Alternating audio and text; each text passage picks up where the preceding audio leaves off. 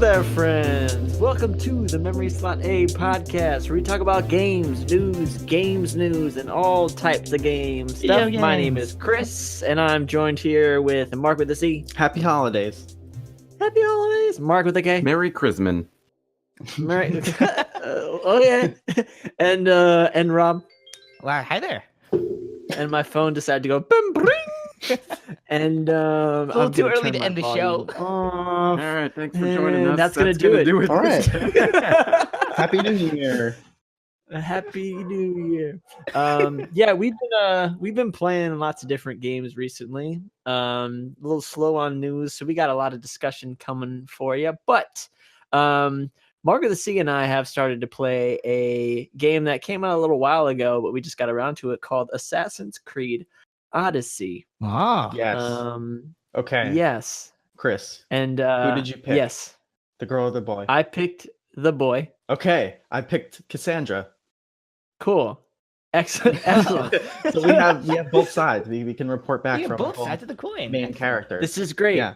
This is great. And I guess this is the first game that they've done that, where they've allowed you to pick between two different characters. Because they didn't do it in Origins. Did they let you do it in any of the Syndicate, other ones? right? You were the brother and sister. I didn't play it, but I'm pretty sure that they let you choose. Just for context, like, which Assassin's Creed games have you guys played? Because I have not played any at all. So I'm just curious about what your experience. Yeah, what you guys' experiences are going into this. Based on. So I have a long history with Assassin's Creed. Did I tell the story about the PlayStation on the podcast, or was that like at a pre-show? Where it had the disc. You had like a disc. I think so. Okay, so anyway, that doesn't really answer my question. I think so. Real quick. Yeah, long story short, I got a used PlayStation 3 for Christmas one year. Right. Yeah, and so I got it, and of course GameStop doesn't check their game systems when they take them in, so the disc drive didn't work, but stuck inside that PS3 was a copy of Assassin's Creed, the first one, and I played it and I hated it. And I played it for like an hour, and I forgot. It was so repetitive. And then I played Black Flag like halfway through it, got bored of it. Then I bought Origins, which I liked more, but I absolutely hated the voice acting. I thought the voice acting was terrible. And so I couldn't get through it. And this is the first Assassin's Creed game that I actually really enjoy. Right off the ones that I've played. Yes, I'm having a good time.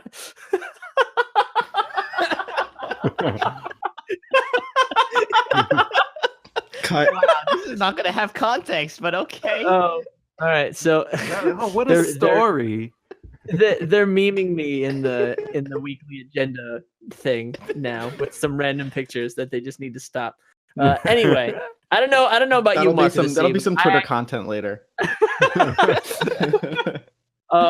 Yeah. Oof. Yeah, but yeah, Marc with the C. How about you? Yeah. How are you feeling about it? So I've only played 1 and 2. And I think one of the spin-offs of 2. So I don't know what it was, Brotherhood or one of the other ones.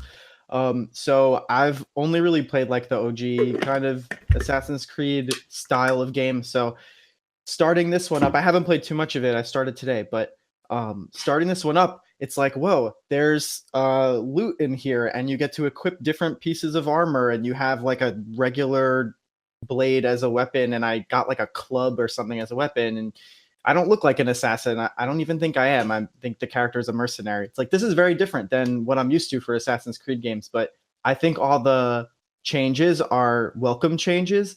I think like there's only so much of like climbing on top of the buildings and jumping off into the hay barrels or whatever the hell it was that you can do before you're like, okay, I get how this works. But I think the new kind of systems, like a lot of RPG-ish stuff, I think is really cool.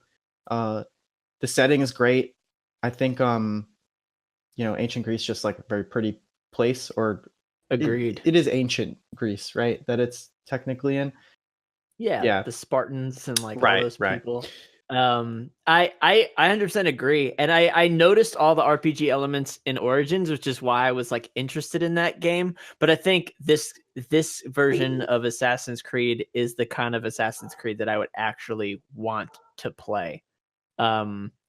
Just because it's more my style. So if you're into RPGs, like I definitely take a look at it. And I like how it feels like they've added on after every single Assassin's Creed game. Like there's still really good shit play, like shit battles like there was in Black Flag, and like that's still in this game. Oh right. I'm actually gonna experience that for the first time in this because I never played Black Flag. Oh, that's awesome. I'm excited for that. It's really good. It's really good. The all of the fighting is very Assassin's Creedy, but the weapons are so varied, and you get to put on different pieces of clothing at different points in time. I don't know, man. It's good. You can have pets. You can have a pet wolf, which is lit. Oh man, what? Yeah, that sounds. You can have a pet wolf. Nice. You can have a pet wolf. Oh right, and that reminds me. You have the hawk, right? I think it's a hawk. Your that scouts for you and stuff. That's new from the old games, as far as I can remember. Mm-hmm. Yeah, it's still in there. I don't know, man. I'm having a lot of fun playing it. So if you are kind of sick of Assassin's Creed games and you've played all the original ones and you want something different, but like the feel of it, like the kind of atmosphere, but I don't know. It's hard to explain it. It's like an Assassin's Creed game, but it feels new, and I like that. Yeah. Is it different? A good kind of new. It's a good kind of new. Yeah, you'd say. Yeah, it feels more complete, I would say. Mm-hmm. And it's more of a focus on exploration and like actually searching every nook and cranny to see what's inside. And I really enjoy that because there have been some caves where they've been like, yeah, no, you found everything, or just areas where they're like, yeah, you 100%ed it. But if you look even further, there's more very useful stuff to find there. And being someone that has liked Bethesda games, that's always a common thing. Like you gotta look behind everything if you want to get the best stuff. You need to search every part of the world to find the coolest shit. And like this game feels like that. Yeah. So speaking of Bethesda, something that I noticed from the little bit that I played that is very not Bethesda-like is the character like facial animations are pretty good, and the voice acting is really good. The like production values, I think whatever it is, whatever kind of engine it is that they're using is definitely got a really good like capacity for like all those really good like facial animations.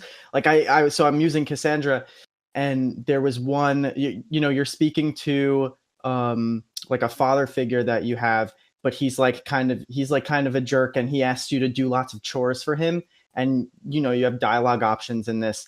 And I chose something that was kind of a sarcastic answer, and she rolled her eyes, and it was like you can imagine like trying to watch a character roll their eyes in a video game is probably like you either just not even notice it, or it's like a very poorly done. But this is like convincing eye roll, and it's like that's just a small like eye expression, so that it like really helps kind of keep you in the like immersed in it.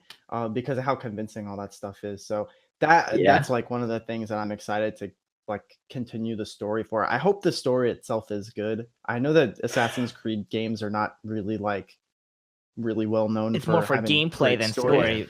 Yeah.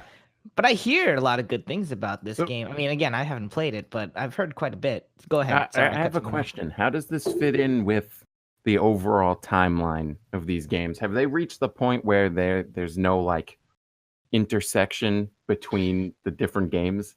You're still going in the animus. Fucking clue. Over the overarching plot. I feel like everyone's lost track of the overarching plot. I don't know like where we're supposed to be at in the modern day plot line, but the modern day plot line still is there in some form, because when you start, you're like, oh, I found some artifact, let's bring it into the animus and jump into this person's memories, and like that's basically all that you get. So it's like maybe 2 minutes of cutscene. So it doesn't seem like they're really focusing on it. So this is a story that's that's only rivaled in complexity by Kingdom Hearts, is what you're saying. Yes, exactly. If you're looking for like probably the core message of the overarching story, perhaps. Based on my understanding of it anyway. Yeah. Listen, man,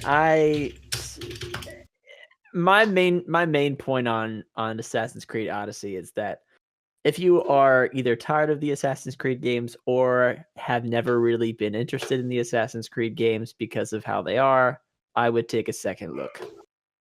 That's all I'm saying, because that's how I was, and I'm having a blast. Yeah, same. That's that. Are you guys playing anything else right now? I know me and Marc are on Assassin's Creed Odyssey. Is anyone else playing anything? Yeah. Go ahead, Marc. I'm currently playing Hyperlight Drifter on the Switch. That's been really fun. As Rob can attest to, I hated the game for about an hour, and then 5 minutes later, I was texting him, telling him how great it was. But it's really cool because it's a lot of exploration. It gets really confusing from time to time, like trying to find there's like keys that you get, and you have to collect a certain number of keys to go through certain doors, and finding all that stuff is really, really time consuming. So it seems like it's a short-ish game, but you can really just like legitimately get lost and like be looking for this stuff for hours. I've probably got like 10-15 hours in it. And have you like actually like lost yourself, just like losing the time just looking for all these things? Yes. So I beat the first 2 quadrants of the map relatively quickly, one after the other, and then I went into the 3rd quadrant of the map, and I was just like, you know what, let me slow this down a little bit, because I actually want to enjoy this shit. So I took in a little extra time, and I've been doing that. So I'm still about halfway done with the game, but I'm just doing all the collecting now. How's the difficulty curve now that you're like a ways into it?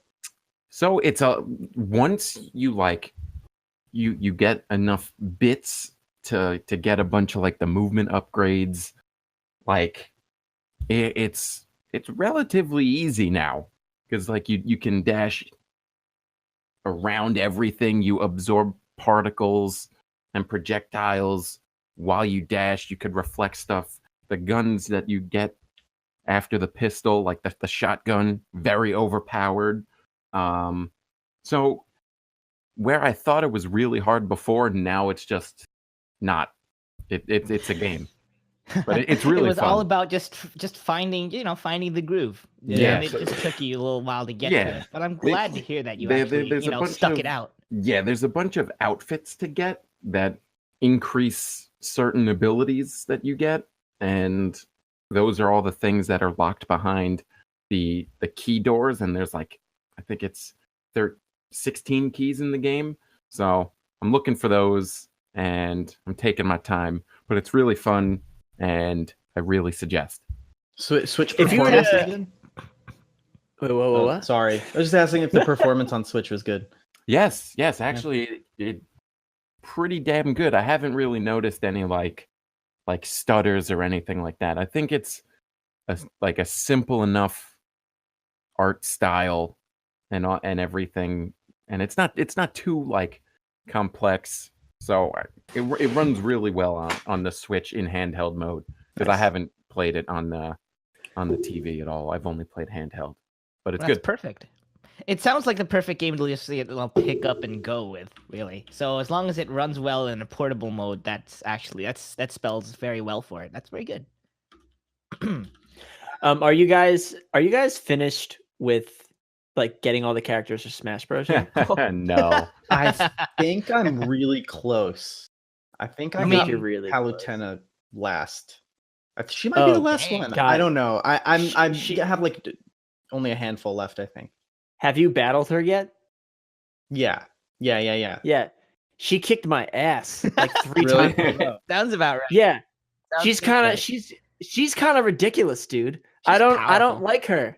She's really and like it's bull. Yeah, I'm sure you do. She's bullshit because I was fighting her and like I'm really far away from her, but then she hits me with this like fireball that magically appears right on me. That's bullshit. And you know what else is bullshit? Apparently, the stage that you fight her on is gigantic. Yeah. Oh yeah, that's a huge stage. Wait, is that huge. The one that's up in the sky, or is there a different one? There's like two. That's the second one. You're thinking of the one from like Brawl. Not the one where the floor breaks from underneath you, right? No, the one with the bridge, the little bridge, and then there's like 2 sections that it's connecting. Oh, yeah, okay. Yeah, we fought on it once. We fought on it once, and we it's too large. Now. That stage sucks. It's ridiculous. And you can get her to like 200 health, but the stage is so big you don't kick her off unless you're actually at the edge. But then at the same time, she'll hit you with some bullshit flame move where she's nowhere close to you, and then all of a sudden she like snaps her fingers and there's fire on your face, and you go flying away. I think it was messing me up. I was trying to bait her in. I can't wait to get her and then play her against you guys and like really. Hey, I'm gonna kick your ass with K-Rool. Just saying. Right. Okay. I don't think any of this is gonna happen because you guys refuse to pay to get Nintendo Online. Hey. Well, I just found out today. Actually, it's a good thing you mentioned that you can change your individual membership to a family membership by submitting a ticket online with Nintendo. So I'm gonna have my brother do that. So I'll be on eventually. So just you wait. Yeah. But what about splitting the cost among all of us? Yeah, well, I don't know. You're more than welcome to get in on this if you want. I mean, we'll plan that out, I guess. We'll get back to it.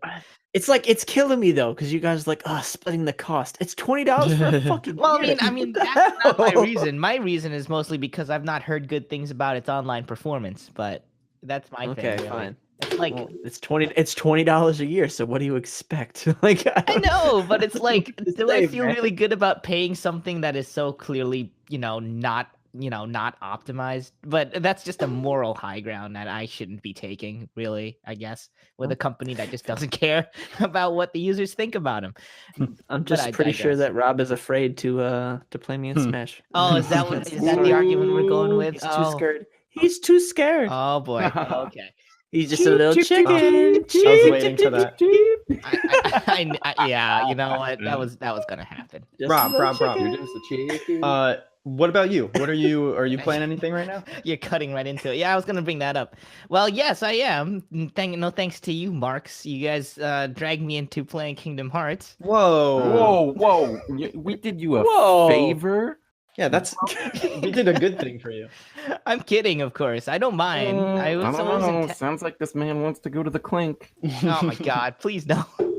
Kingdom Hearts. But look, in all honesty, I was gonna get around to it. The only issue was I didn't think I would have enough time before Kingdom Hearts 3 dropped to be able to play a mainstream game, one of the mainline titles anyway. So, the basic history behind this is I did watch cutscene videos for the first game because I played about an hour of the first game and didn't like the physics of how the first game felt. So I just caught up by watching the cutscenes, and after that, both Marks insisted on trying to play Kingdom Hearts 2, saying it felt a lot better, and that the story was, super interesting. And I was like, you know what? All right, I'll give it a shot. And here I am 8 hours later. I don't know how far I am, but I'm certainly digging my feet down into this one. I'm actually enjoying my time with this. Have you gotten past Beast's Castle? Yes. Currently, where I am now is I just finished the Lazy River chapter, and the thing about saving the cornerstone in the black and white world, which was cool. Yes. I like the black and white aesthetic. Yeah, that was neat. So I'm not sure how far I am, but depending on where I am next week, you got a ways. You got a ways. I know I have a ways, but if I don't finish I'm drawing the line at January 7th. If I don't finish by then, I'm probably gonna have to. Really, January 7th? Come on.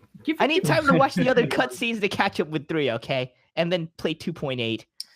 Rob, quick question on you don't have to play 2.8.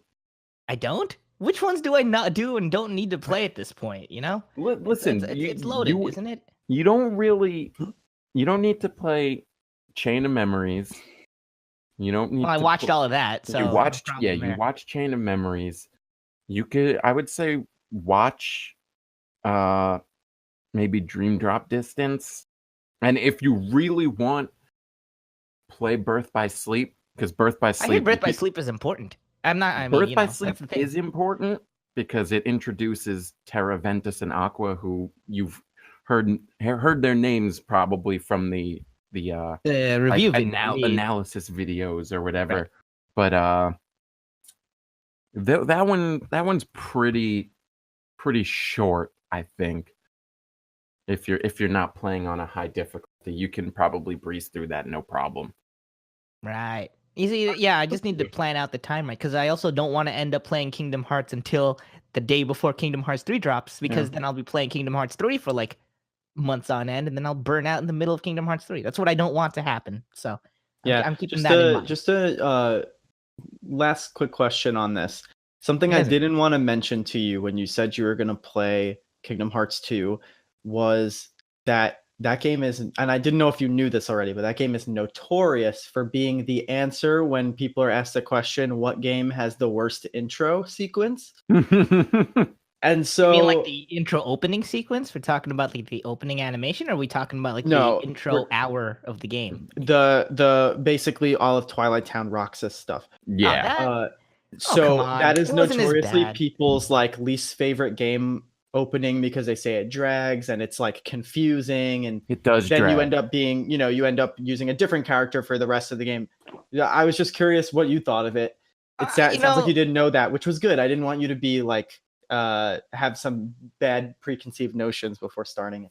No, not at all. And honestly, I didn't think it was that bad. I mean, although disclaimers notice, because you guys showed me that background video, I did know certain things, or I was able to piece a couple of things that I was, expecting. So when I noticed I started off as Roxas, I wasn't that disappointed by it at all. But honestly, it doesn't leave as bad of a taste as, say, like Metal Gear Solid 2, where they switch Snake out with Raiden for like the rest of it. So, like, there's worse. There's worse out in there. Worse out there in the world, and that Twilight Town wasn't as terrible. I do agree with the sentiment that it drags, because the whole tutorials thing where they force you to do the jobs or make you do the jobs to take the train to whatever the fuck. Like, no. Yeah, that I agree. That took up a lot of time and didn't feel very useful or helpful. But at the same time, I did feel a little bit of sentiment for being. Yeah, I'm not going to go into spoilers, but I did feel a little sentiment for Roxas after playing in the short amount of intro there was for him. So I'll have yet more opinions as I go along. Mark, now I wonder, do you think he figured it out? I would say you guys are being coy. Yeah, I would say probably not, because probably would have mentioned that he had the moment where you realize. But maybe. I would say probably not, though. I don't know what's happening. Yeah, we're getting don't worry, Chris. I don't even understand what's happening. Kingdom Hearts. Yeah. We'll save this one for the Kingdom Hearts 3 review podcast. The spoiler cast next month. Pretty much next. Well, we'll see. We'll see where that goes. Right? Yeah. All right, but that. I mean, so who have we? Marc. Has anyone else been playing games besides Assassin's Creed? Fortnite. Yeah, of course. That's a game. But that's just an always thing. It's just one of those things that you just always playing. That runs in the background as long as it lets you join and play. Yeah. You know what's actually kind of been pissing me off though, because in the first episode of this podcast, and we're talking about, it might even be in the lost episode. But in one of the episodes, I mentioned how I'm a 2K fanatic. Yeah. I can't bring myself to play 2K at all anymore. Really? I know, like in the chat, you usually play that along with others. I'm surprised by this. Why know what? I'm done with the game, man, because the community is so toxic. It's unbelievable how you play online. Yeah, I always play online, and I like playing against other people, but the community is so toxic because for some reason the creators of this game, I'm looking at you, Mike Wang, the creators of this game called out. Yeah, they decided they would put certain things in the game that just make it not realistic, but also not fun. Like when you're playing online in like the park with your friends, there is a shove mechanic where you can literally shove people across the fucking court, which is obviously be a foul in real basketball, but they don't call it a foul if you're playing on the street in the street ball. So you just get teams that have ridiculous records because all they do is they go around shoving everybody out of the way and then shooting shots, and they don't get called for a foul. And then if you're on the other team and you're trying to play real basketball, you get mad. And so I don't know how many people I've yelled at, like 12-year-old kids. I've just screamed at them, like, "Oh, you're such a little dolphin noise, like SpongeBob, like bleep outs, and like you're trash because all you do is shove." And they just like laugh. That seems like a poor choice for them. It sounds like something that 12-year-olds, would just definitely exploit because of their, incessant behavior of being 12-year-olds, and that just. But here's the thing, though, like people play this game to actually play it as a basketball simulator, and if you do that in real basketball, you get kicked off the court and you get the crap beat out of you. So like, why do they allow that to be a thing? And when everyone's like take shoving out of the game, they refuse to do it. I don't get why. That does sound very perplexing. I don't get why. That's the quite opposite of the way Fortnite development happens. People complain. Yeah. It actually gets taken out. Yeah. Like I kind of wish they took a page out of Epic's book and was like, you know what? The people hate this, so let's take this out. Like it's ridiculous, man. So I don't know. And they're just trying to grab money from everybody. Well, so does that really surprise anyone in the age of 2018 and microtransactions? You know what? I think there's going to be a revolution in. I think there's going to be a consumer revolution against them in 2019. Interesting. Well, if you look at it, like Fallout 76, people are freaking out because the microtransactions are ridiculous. 2K, people are freaking out because the microtransactions are ridiculous, and people are trying to ban loot boxes, and a lot of these games are based off of loot boxes and like that kind of stuff. So their stocks have been dropping and investors have been backing out. So I think there's going to be like a change. They're going to get a battle revolution. Pass. Everything's going to have a battle pass. That's what's going to happen. That's like the new thing that people are okay with. See, but like like if you give me the base game and I could still play it, and then I play the battle pass and then I can get some extra stuff that everyone else can get, and it doesn't make you better than the other person, then fine, whatever. I don't care about a battle pass. I do care about like making these people spend hundreds of dollars so they can get this one card out of this pack of cards. I don't know. Yeah, all the sports games microtransactions are really shitty. Yeah, any game that's got like an ultimate team mode in it. It does. That I know people got really upset about what was it, microtransactions in Battlefront 2 because it was pay to win. Sports games have been doing that literally for like years. Yeah, I watched a game theory video. Game theory video that explained all of this, and it did originate from one of the sports games. I wanted to say 2K, but FIFA, I might be thinking FIFA. I think FIFA. That's where it started. That's where it all started from. Yeah, it all started with sports. So they made a killing on that Ultimate Team thing, and then they just applied it to everything. And now no one can get loose of it, which is ridiculous. Yeah, and it's like I really do like the idea of building your team from all these other teams. But like, you could easily do that by like doing like a fantasy draft, or something like money. that. Yeah, something that doesn't make you pay for it. And out of all of the games that, at least something that doesn't make you pay for it in a gambling sense. Out of all of the sports games that do this, like I know Madden does it, I know 2K does it. They do it in FIFA. MLB The Show, I gotta give them credit because even though I still hate their system as well, they don't separate currencies in the game so that the currency you buy, you can actually use it to buy actual players rather than buying the packs.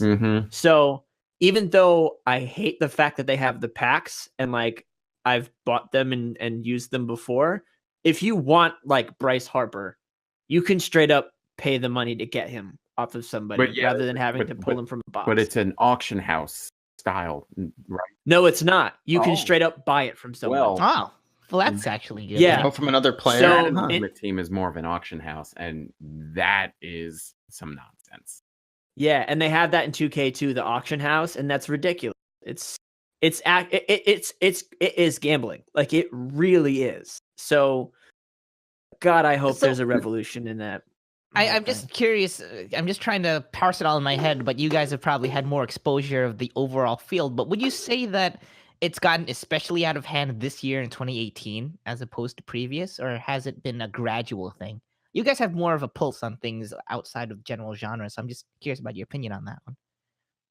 Was 2018 in particular the worst, or I mean, has it been just uptick? Overall, apart from like Battlefront, like I can't really think of many other instances this year and like the sports games that there was really such an outrage. Yeah, Battlefront was the high point. I don't know. Was Battlefront this year? Remind me again. I think it was last year. I'm pretty sure it was last year, but it doesn't even matter. That thing crashed and burned. But right, that I would say was probably the worst it ever got. And then once that happened, people are like, okay, we got to chill a little bit. I think there's people are starting to realize it and get on board with like this isn't cool. We need to do something about this movement. Hoping that's what I've been seeing, or at least hoping that the games industry has a sense of morals. That's a high order, but I applaud the idea.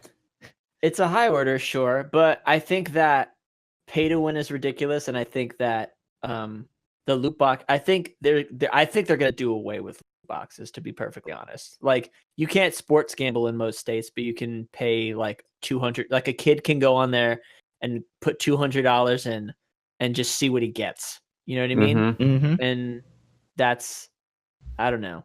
It's ridiculous.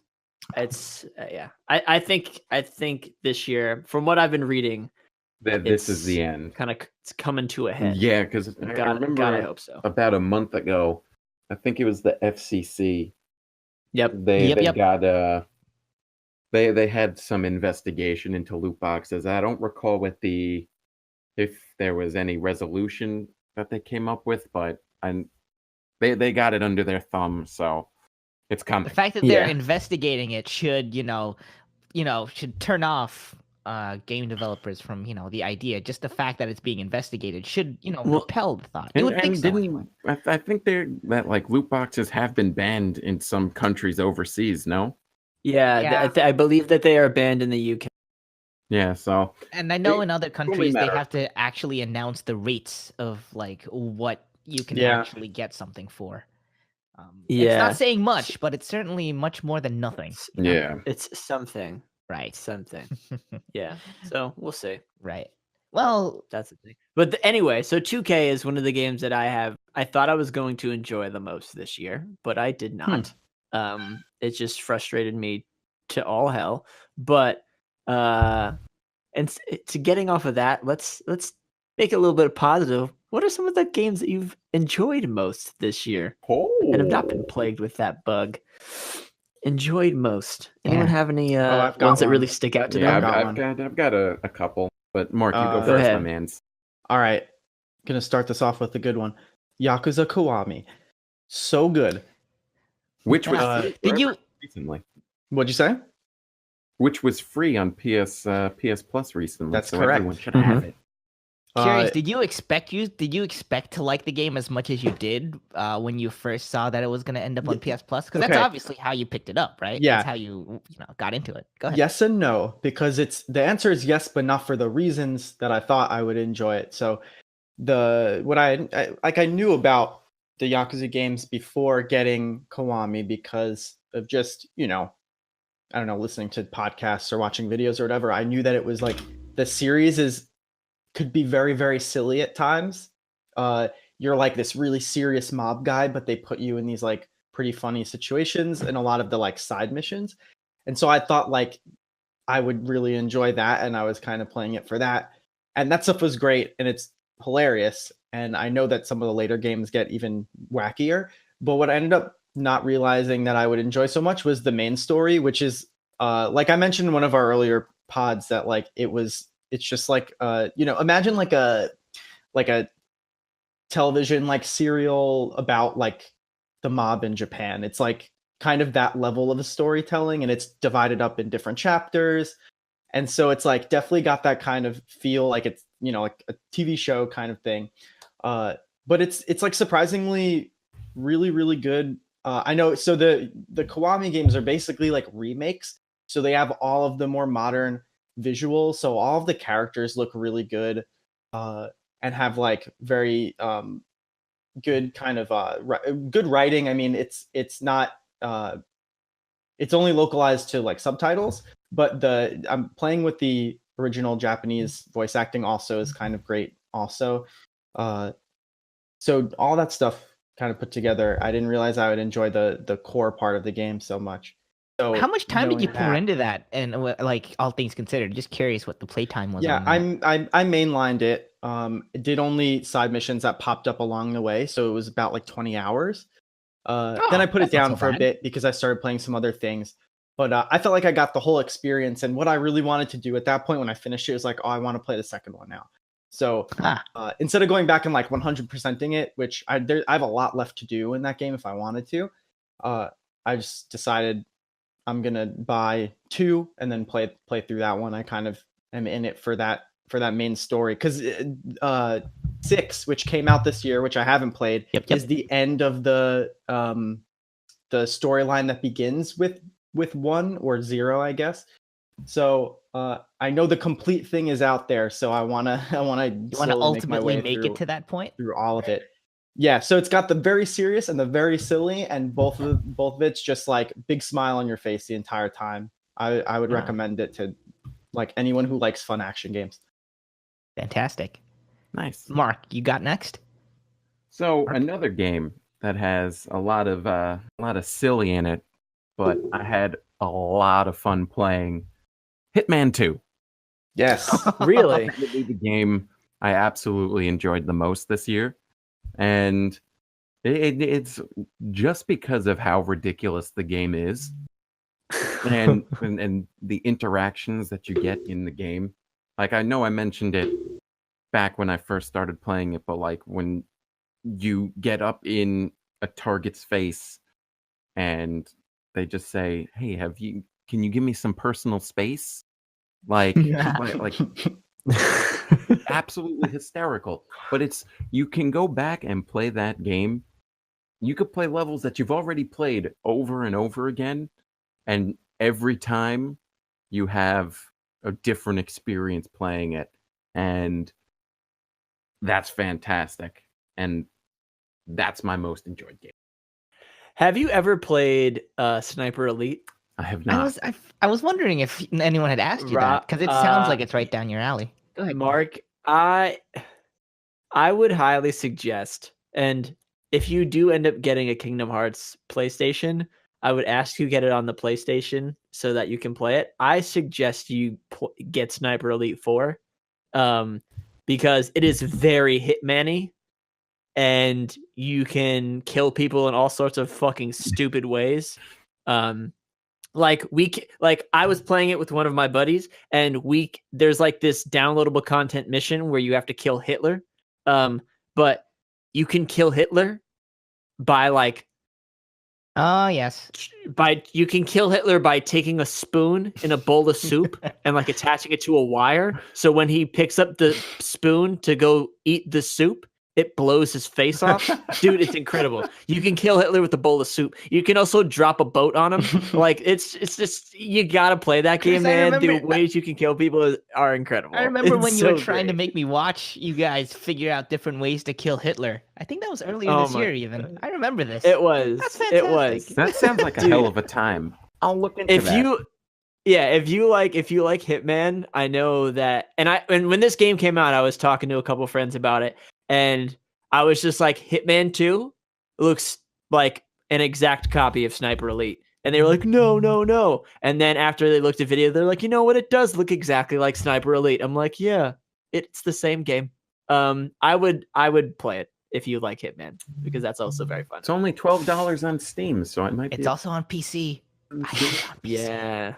Do you? I do. How many? Is it only 2 players though? I actually don't know. Well, it should act the same. 2-player co-op. Is it the same? I think it's is that how it co-op. works on PS4? If that's the same, it's probably the same way. Ah, no.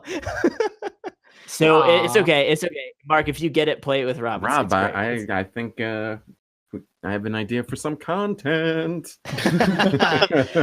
Write that one down. Let's do it. Write that one down because I certainly have it. Thank Humble Bundle for that. But yes, thanks, Humble. Rob, do you have a favorite game? Me? Yes, I do. I think it should be obvious, and I've talked about it and I've mentioned it so many times this year. People probably wonder if I'll shut up about it. But for me, the game that really took over most of my life was Xenoblade Chronicles 2.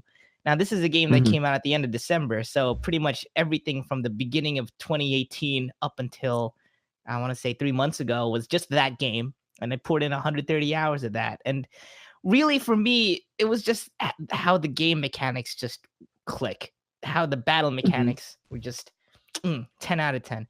And the story and the music were phenomenal as well. I just think that it's highly underrated by the Nintendo Switch community, mostly because people forgot about it.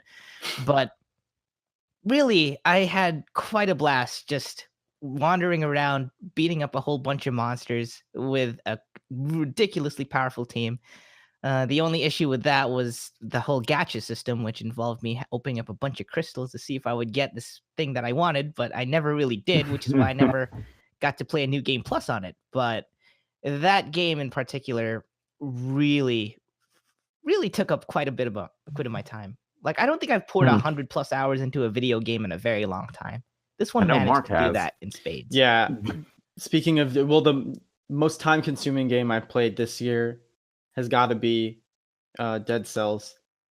I too broke the 100-hour mark on Switch for that one, and I enjoyed every fucking second of that game. I haven't played a game that just feels that good to just move around and hit stuff in a really, really long time. And that one I'm almost actually surprised. came out this year, so that might have to be my actual game of the year this year.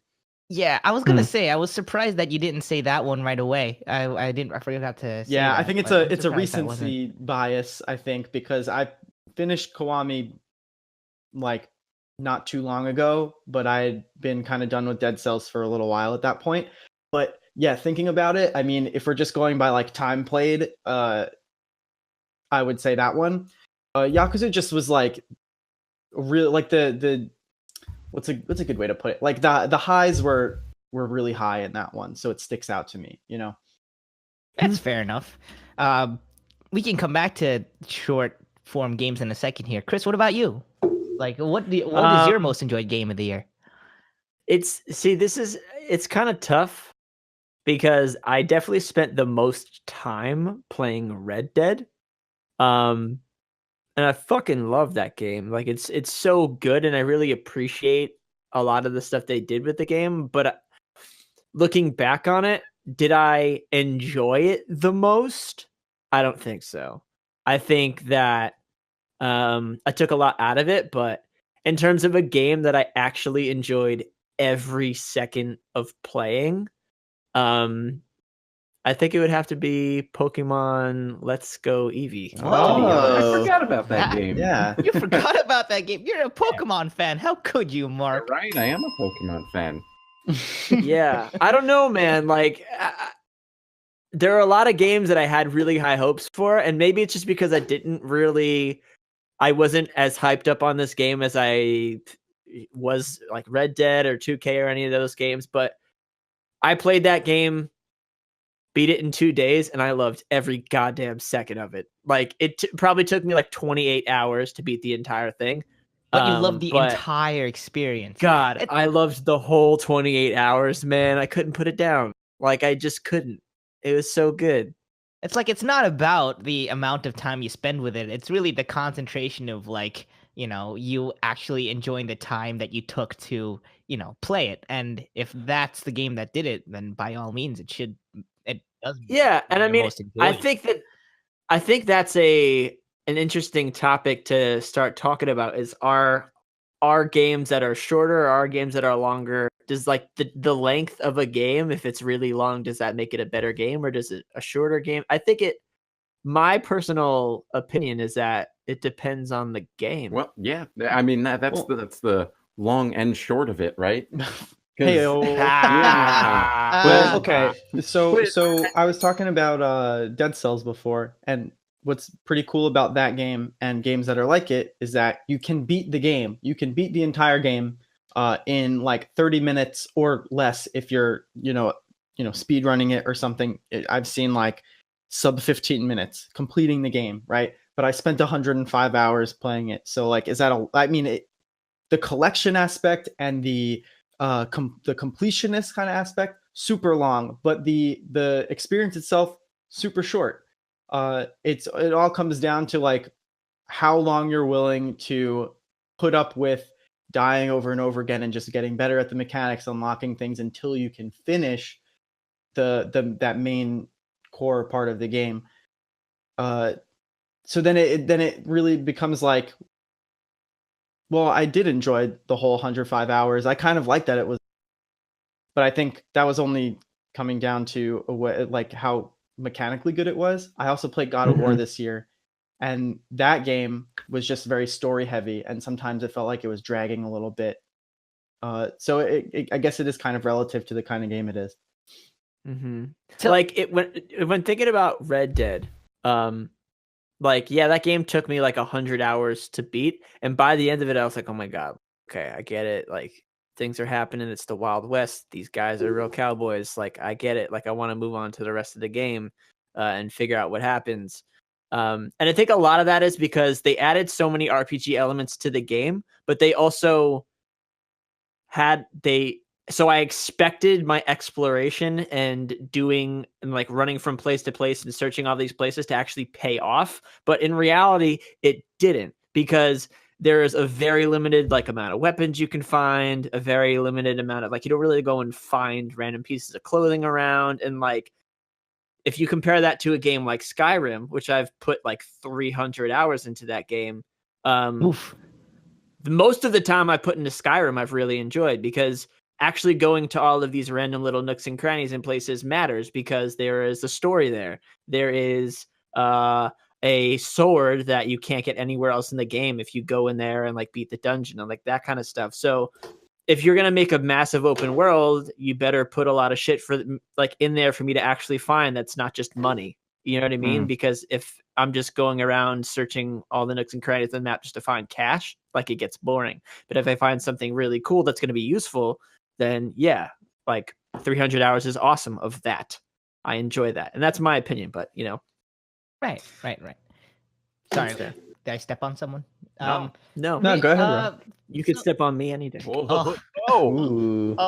This is not what I expected. That's the invitation. Okay, let's just leave that alone. You won't do it. Oh God. Really, so what I should say, Jesus.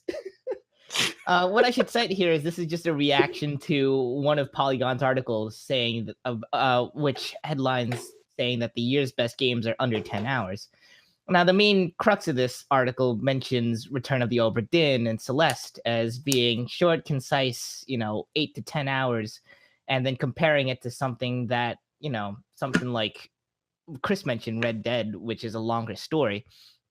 And I think, like, my opinion pretty much matches yours, Chris, and what you said nails it on the head. It depends on the game, but I also think it also depends on the person playing the game. So if the person has the time to devote to sit down and enjoy the entire story, maybe that works well for them. But if they're people that are always on the go and are busy and don't have a lot of time, maybe a game that you can literally open up on your phone, play a few minutes, put it away, take it back out again and play a couple more minutes. Or again, Switch indies also work the same way.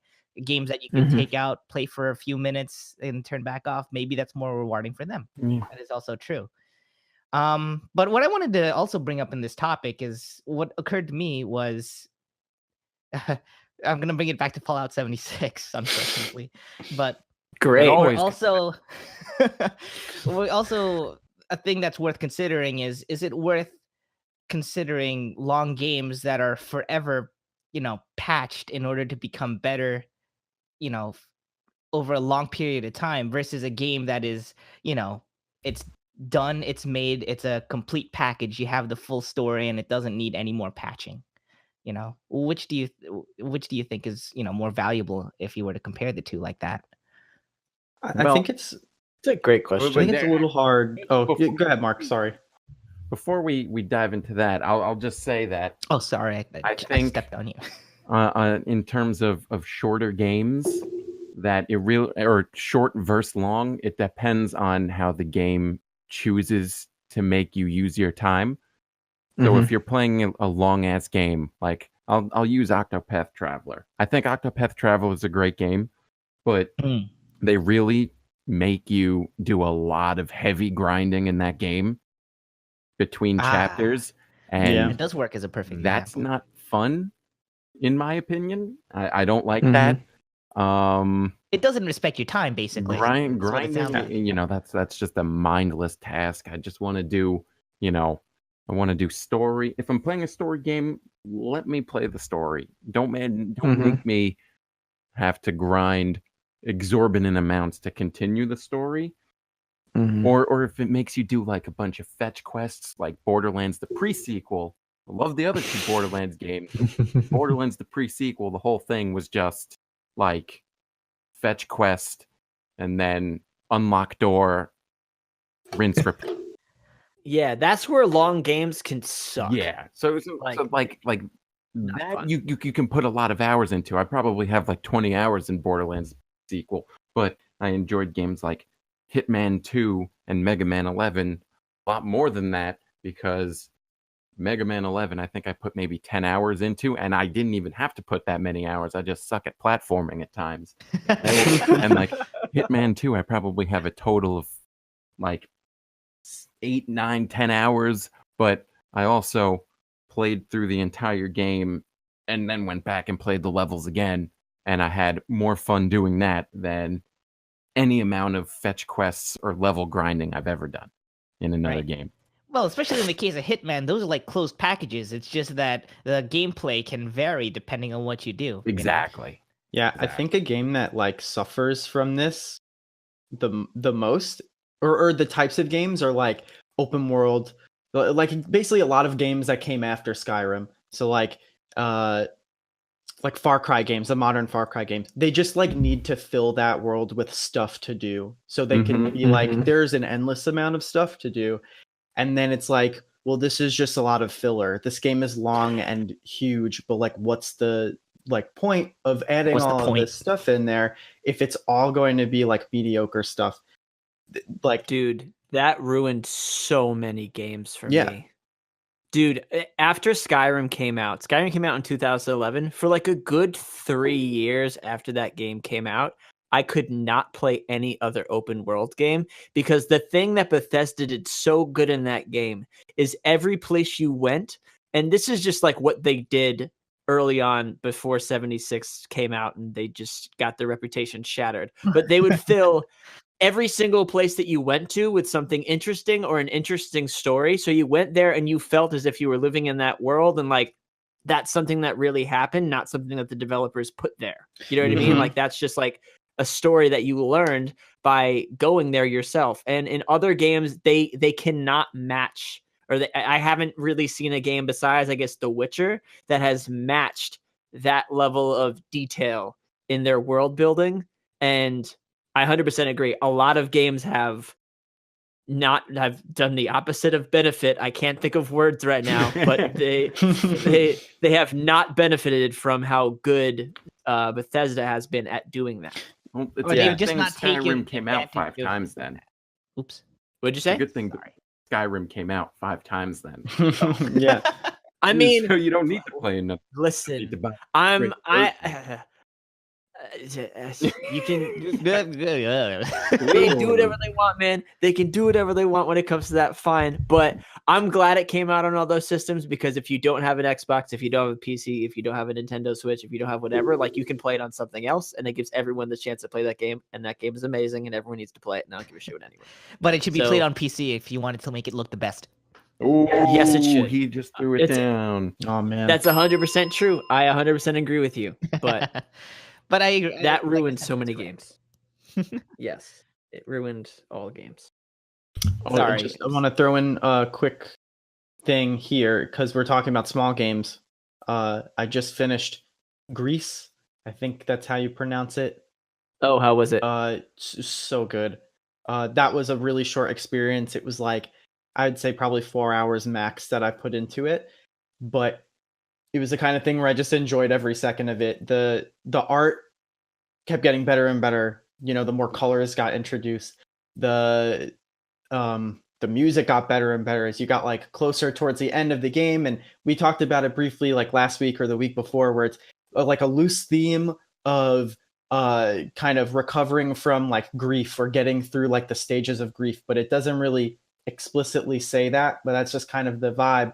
But as you get closer and closer to doing that, and you're kind of, you know, metaphorically putting the pieces together, the music gets, you know, much more intense, and the animations become much more complex, and it just kind of was paced so well. And I think that's got to be due to the fact that it's a tight, like, you know, short experience, and they got to basically, you know, the developers got to dictate exactly the pace at which you would hit all of these beats, and I think they nailed it. I can't recommend that thing enough. Did it hit you? Did it like hit you harder than other games have hit you? I think so. It gave me some chills at the end. It's not like a tearjerker. I don't think it's that intense, but it definitely like. But it's emotional. Yeah, and it elicits emotion, I should say. Yes, the visual style adds to that so much, and so when all those different pieces come together, it's definitely something that's like a really, you know, it definitely has like a visceral kind of feeling that it kind of evokes from you. That's something that I wanted to bring up. Like you touched on that, and it makes a lot of sense to me, because I don't know about you guys, but I feel like all of the games that I've been emotionally invested in and have really felt some kind of way after playing, all of them have been under 10 hours. Yeah, just like this. Every single one of them. Yeah. Every single one of them. I wonder if it's the product of it being short, or if it's because the producers that make them know what to focus on in that 10-hour time frame. That's I think exactly it. I think, you know, they see that the game they're making isn't long, so what they focus on more is the way the story is told to you, and making sure that you feel a way from playing it. And sometimes that gets lost when, you know, you play a game for 60 hours. or like, imagine if I mean, you played 200 hours of Xenoblade, right? But like, imagine if you couldn't remember a single thing from the beginning of that game. By the time you got That's true. You'd be like, oh my God, what have I been playing this entire time? And what does it matter? And I've played games in the past where the game would go on for so long that I would forget about some minor characters. So when they die, I'm just sort of like, who was this and why should I care? Exactly.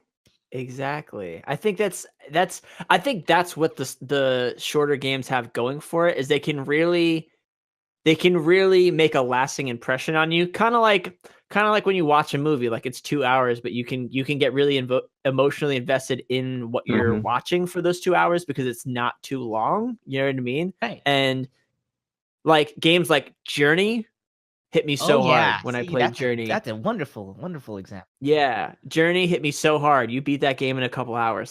It's so quick. Abzu is a really good one. I loved that game.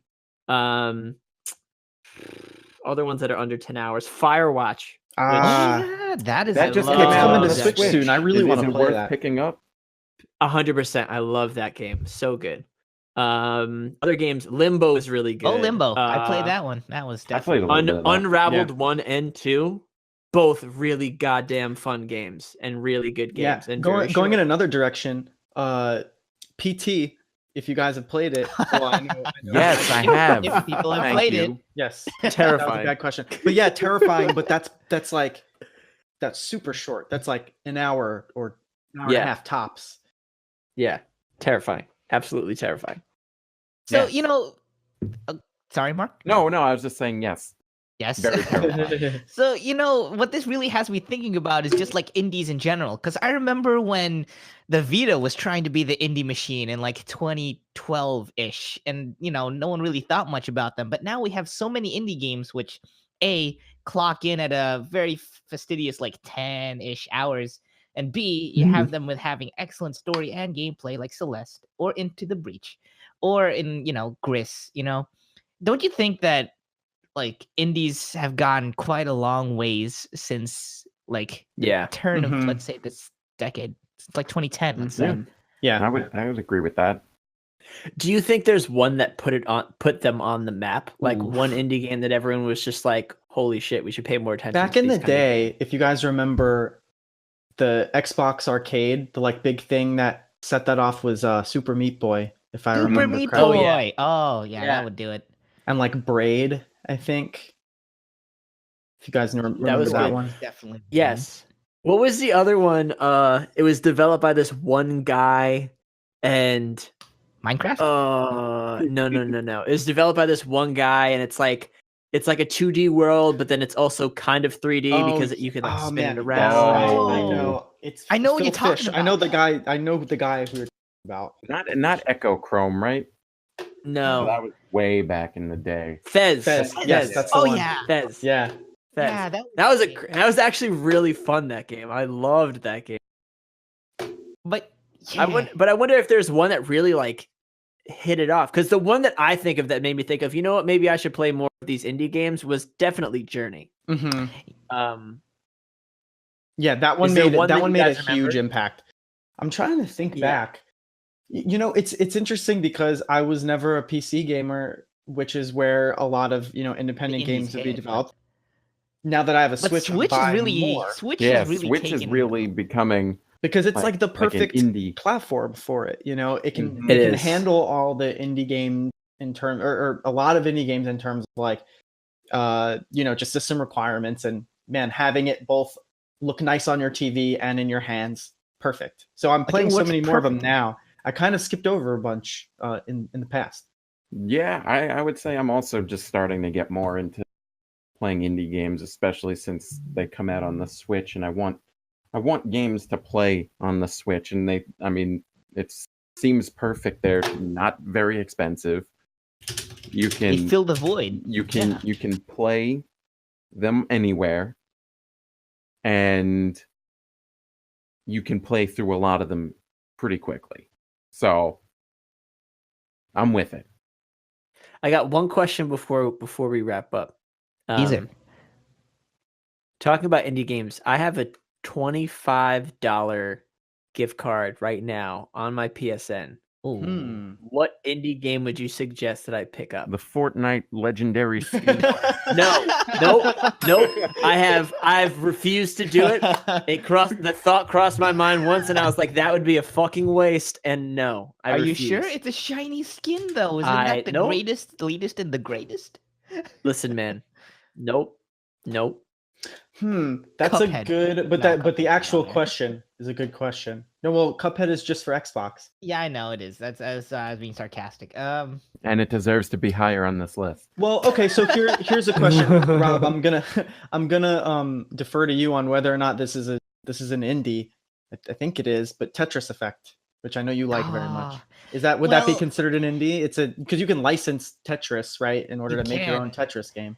But that depends on how much you care for, puzzle games. If you're looking for an experience that involves, puzzle, the puzzle aspect of Tetris, I say it's fine for 20, but it's currently not at that price, and it's not going to be on that price. Oh, that's right. It's like 40. It's 40, which is no, I'm not paying 40 bucks. I agree. Rip. But if you're talking about actual indies, I'm surprised you aren't like, going for. Wait, is Dead Cells on the PSN? I actually don't know what. Yes, I think Dead Cells is on everything. It is. Yeah, Dead Cells is there. This another is more one. You guys' realm, because Celeste is there too. This is One more that Mark's realm I've than mine. Heard is really good, and I want to give it a shot. Is The Messenger? It's like if you played Ninja Gaiden back in the day. Yes. Yeah, it's kind of like that. But it's got a little extra wrinkles to it that are thrown in, some like kind of surprise turns that it takes. So that I know is a good one. I know it's on PS4. Okay. All right. I'll do some digging and look up because then also Octopath Traveler, is that $25 That is or less? not, but it's on Really? Switch exclusive. Oh yeah, that's a well, Do you guys think it's overpriced for what it is? No. What, Octopath Traveler? I mean, Yes. I don't think so. No. I Okay. think it's a pretty Yes, high, and I don't think I don't know if I would call that, because it's published by Square Enix. Yeah, So I it's got a know. lot of money So, behind yeah. it. It's a great game, but yeah, it's like it's full price, I think. Fair enough. It's a AAA game in like wearing a skin of Yeah. an indie game. Yeah, it's like indie skin. Yep. Yeah. A AAA indie. Nice. Yeah. Cool. Yep. We got any final thoughts, boys? Yes, I do. The Hit us with PS1 your final Classic is on thoughts. sale for $60 right now. Don't buy it. Don't do it. $0 or no buy. I'm sorry. Just no. It's Just no. terrible. That's all I It's a got. terrible value. You guys, anything? I'm all good. I'm guess good. Next time, next time you'll Merry hear from Christmas, us, Happy Holidays. we'll be in the year 2019. So Yeah, we'll see you next year. Am I right? We'll see. Ah. But yeah, that's gonna do it for us this time on the Memory Slot A podcast. Now saving. Don't turn off the power.